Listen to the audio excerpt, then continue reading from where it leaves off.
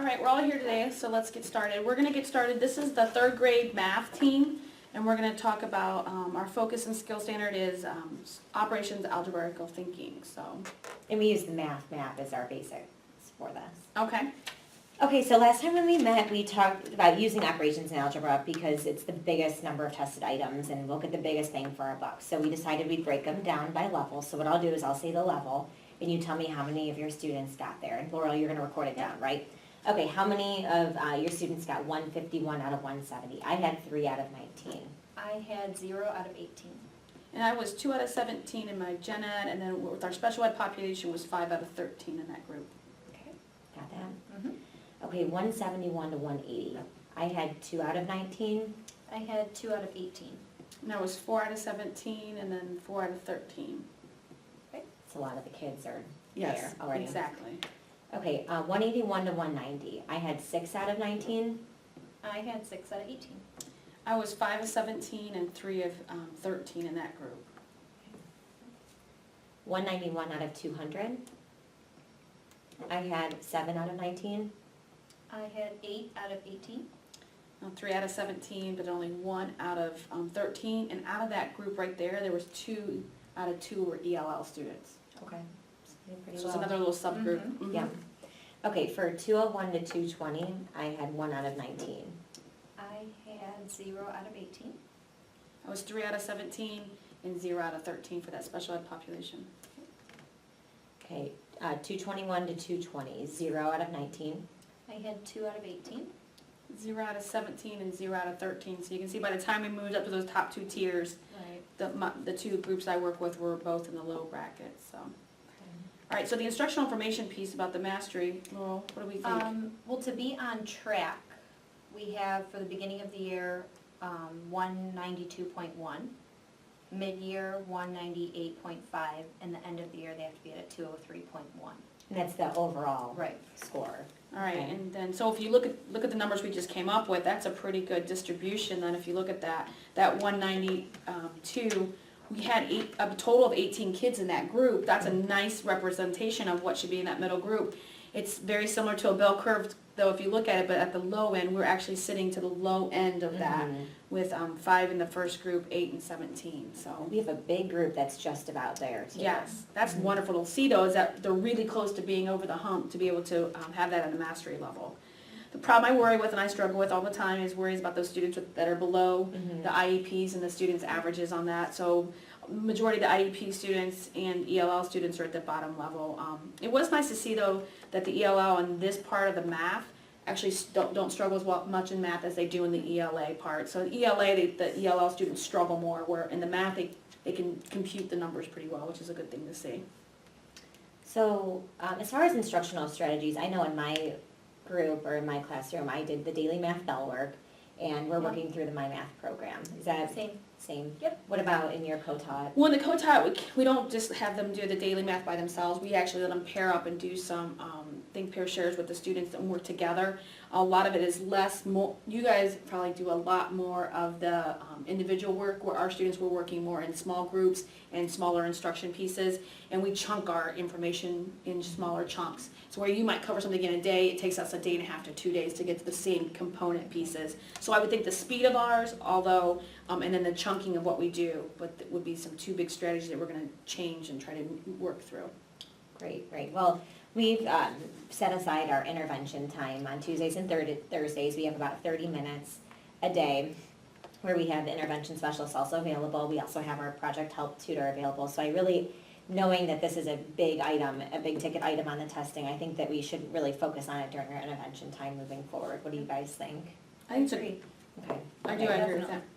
Okay, so maybe we'll start with, I think we talked about doing 4-week increments, so let's start with this for 4 weeks and go ahead and start planning it. All right, so tell me what are you thinking there? So you're thinking 4 weeks of what? So what we're focusing on, just so I can make sure what was initially taught. On operations and algebraic thinking, but when you take this learning continuum from math, you really break it down. They break it down for you into, at each level, what are the standards that students know. But I'm looking at that top standard, 3.0A1, which is in every category, whether they scored a 150 or into the 200s.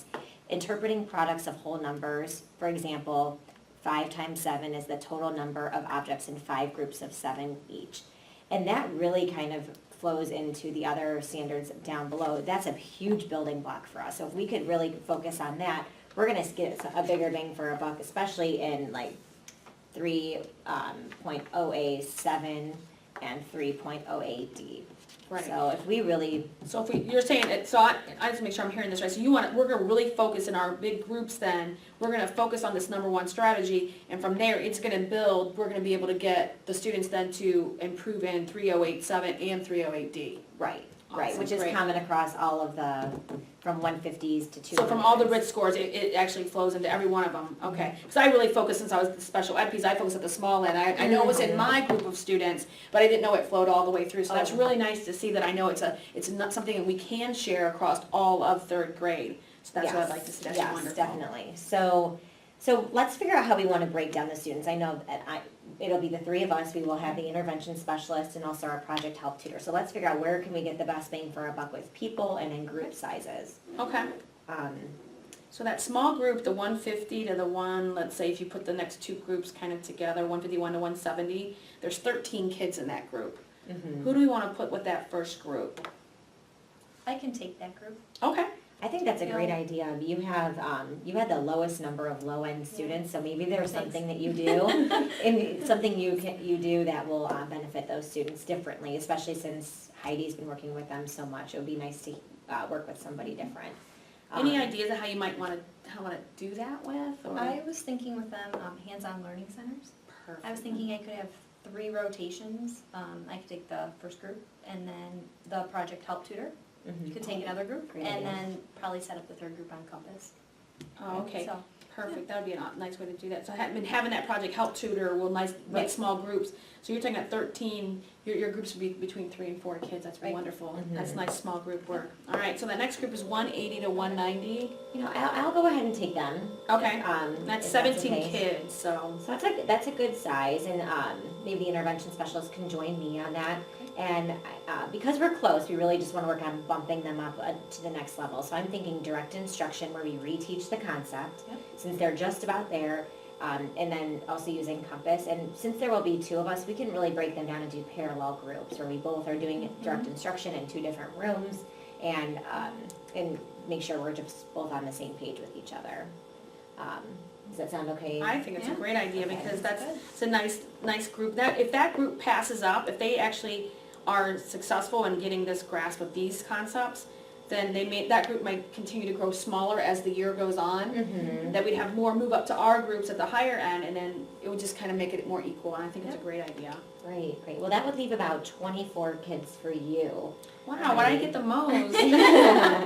Well, if you look at it though, you have 18 that are right where they need to be, Mhm. and then you have 6 that are above where they should be. So, Okay, well, I think that above group, I like to really use this in the classroom, is that Khan Academy. So I would pick out these 3 strands or standards for them and actually have those students already set up with a tutorial like online and application piece. So that Khan Academy to hit those things.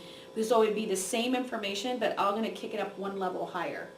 So I'm gonna actually add a little Okay. bit of rigor for it. It's not more work, it's the same work, but it's gonna be something that's gonna be a little harder for them. It's gonna be a 2-step process opposed to just 1 step, and something to kind of catapult them to that next level. So then they'll have those pieces. Now that 18 group, probably something would be more like, since they already have the concept, I would review the concept quickly and maybe do like a game-like orientation with those pieces, and maybe use the dry erase boards that everybody can kind of be together and be able to check for understanding as I'm working through it, just to really quality make sure that they really should be in that group, and make sure there's no kid bubbling on those ends that maybe should go down to Laurel's group the next week, Right. or move on up to my Khan Academy group. So that way then, we're kind of doing a little check as we go, because you never know, maybe on this map piece, maybe it was a little off, and maybe they should be in Laurel's group, and we can actually easily move them now if we're taking quick checks with them as we go through. absolutely. So, Wow, I think it's a great, I feel confident that would be a good setup for the first time through, and see how it works. We can always come back and reevaluate after the next time to see, does that breakout work out? And they're never gonna be the same, it's always gonna be that flexible grouping, so.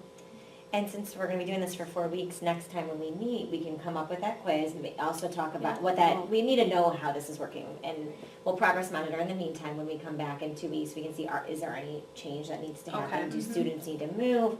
Where we at, are our strategies working? But we really should have a post measurement to see, specifically Okay. for, operations and algebraic thinking. But I think that that's something we could develop next time and talk about what our goals are for each group now that we're into it. Where do we see this, how are the students doing? What should our goal be for? Okay, so Each next group. time we get together, we're gonna make a post-assessment then? Mhm. And that we'll make that off a compass? I think so. Okay, and we'll just be able to pick our standards, that's wonderful. I think that actually then, we're actually assessing on what we wanna know, we're not giving a whole math test. Right. We're focused, we're really truly focused on those 3 areas to see what we can do with those students. Absolutely. Okay, Okay, so, now we have to report out to our BLTs, mhm. by grade level, during the BLT, each grade level then reports out. So we need, Allison, you're on our BLT, so you're gonna take this back to the BLT. Mhm. And then are you also on DLT, so you're gonna take Yes. it then on up to the DLT? Take it all the way. We'll take it all the way up, so we're gonna work that through, so why don't you go ahead and just let us know what do you think we should report out then? Well, I think it's important, especially since this is our first one, that they know that we're doing an intervention time 2 days a week for 30 minutes a session for 4 weeks at a time. And each time we're gonna focus on a reading building block or ELA building block and math. I think it's important that they know that that's what our time is being, that we're spending time doing that. Now, you're on the BLT, right, does every grade level is going to do an intervention time like this? I'm not sure at this point. Oh, okay, all right. I'm not sure. I know in the past, 3rd grade has done it, and I know that some grade levels are looking at that with their project help time, and also using the TBT process to develop an intervention time. So that's Great. the hope, Right. but we're working on it. All right, then the last piece, what do you think about how the math standard then is gonna alternate, you said, we're gonna go back and forth? That's how I was thinking we would do it, between math and reading, that way we're hitting both the same. All right, sounds good to me, I like that piece. So just to make sure we're all on the same page for next meeting. I know, we took a lot of notes, we have a lot of stuff here. Yes, we did. So what do we plan to analyze next time? Well, while we might not have numbers and breakdowns for next time, we really do need to have a good handle on if our students are doing well in the groups that they're at, because that'll be about halfway through. Well, with my group, I'd have Khan Academy data, I would have whether they were successful or not, and that middle group, I would have quick formative assessments based off the dry erase board, so I would not have analytical data so much to say, I would have data to say, yes, they're getting it, or no, maybe these students, maybe a couple of these students need to drop down and get the direct reteach from your group, or Mhm. something like that, so that would be mine, I would not have, let's say, specific data like we had this time, but I will have some kind of tracking data for my students to let you guys know where they are and how they did. And I would agree. I think that one thing that Laurel and I might have differently is we will also have Compass data. Yep. We'll be able to Yeah, see yeah. how students Yep. are doing on Compass, so we can bring that so that we That's can perfect, that's nice. check in. Okay, great. So next time we'll go over the data that we have, the formative data. We will develop our final assessment for it, what the goal is for each group, and we can also then start to think about, okay, what big building block do we want to think Conquer about for next. next time? So, All right. okay, well, thanks so Excellent. much. Thanks, all right. Thank you.